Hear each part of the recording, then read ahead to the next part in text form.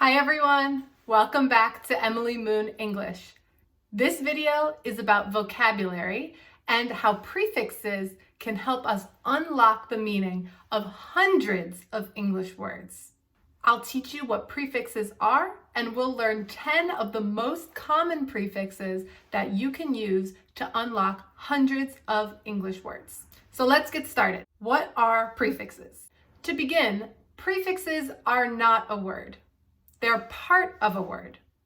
In order to have an English word with a prefix, you must first have a root word. Think of root like roots on a tree. This is our core word. We need this word before we add the prefix, because the prefix alone is not a word.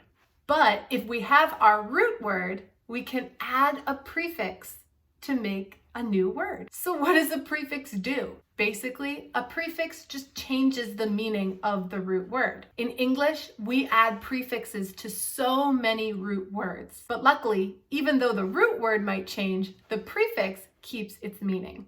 So all of this may sound confusing, so let me give you some actual examples. Like I said, we're going to learn 10 of the most common prefixes in English. I'll make other videos with less common or more advanced prefixes, but for this video, we're going to stick with the ones that I see the most. So out of our 10 prefixes for today, 7 of them actually mean the same thing.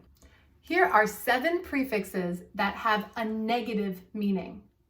If you put these prefixes with a root word, it changes the meaning to be the opposite or not. So like I said, prefixes are not actual words. So by themselves, this doesn't mean very much.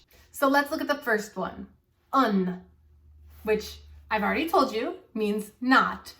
So I've put the root words in red. For our first word, the root is happy. So if we add un as the prefix, we know that that's the opposite. If you're unhappy, you're not happy. Same with the next one, official, unofficial. We can use unofficial to talk about an object, maybe like an unofficial document. We can also use prefixes with verbs, like the last one, unlock. I unlocked the door. It was locked, and then I opened it, so now it's unlocked. It just means opposite. Here's our next example with dis. Just like dis means not, so we have dishonest, distrust, and disagree. The prefix dis changes the root word to be the opposite. Next example is non. We've got nonsense, non-starter, and non-existent. Here's our next one, miss. So we have misbehave, mistake, and misfit.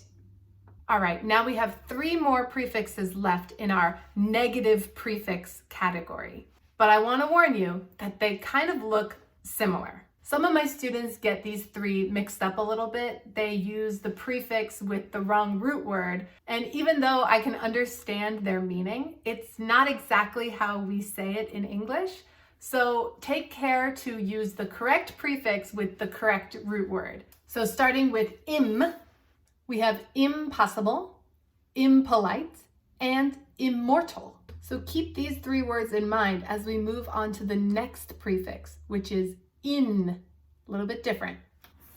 Here they are. We've got unjust, incredible, and incorrect. Sometimes my students accidentally use this prefix in with the root words from the last one.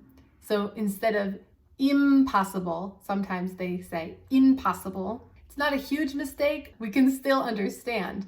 But when you're writing or speaking, it's important to just be aware of which root words go with which prefix. All right, here's the last negative prefix, which is ir.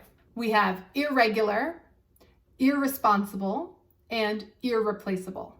Something important to point out is all 3 of my root words here start with R: regular, responsible, and replaceable.